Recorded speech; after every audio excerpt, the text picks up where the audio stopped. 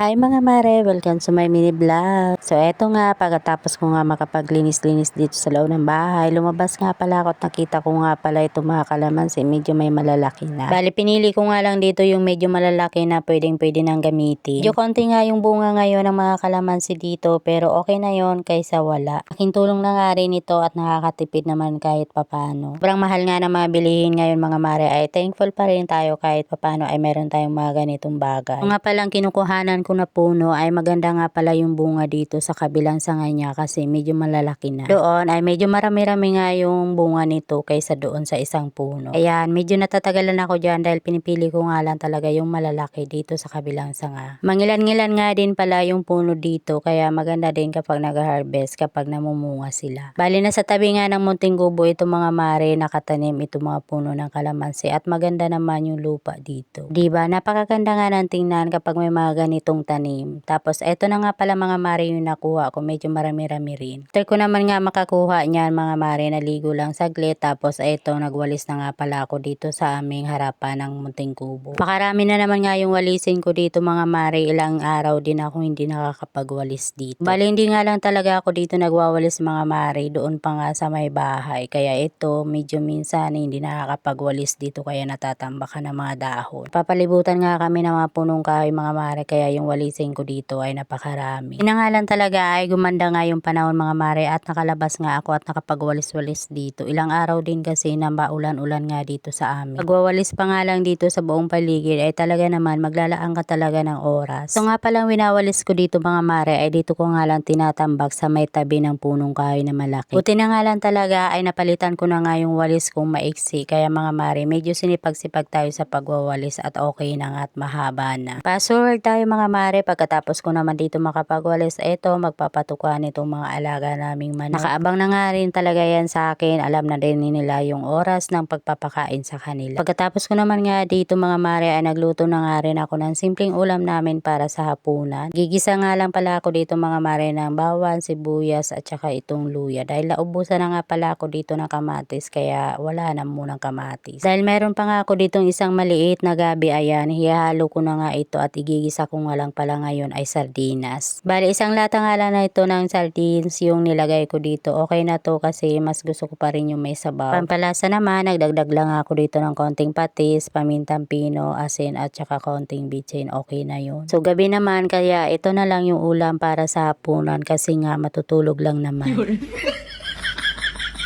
Ang importante naman ay basta may ulam. Dinagdagan ko nga lang pala ito ng kaunting talbos na kamote na nakuha ko nga sa aming bakura. Ayun lang for today. Thank you for watching. Bye!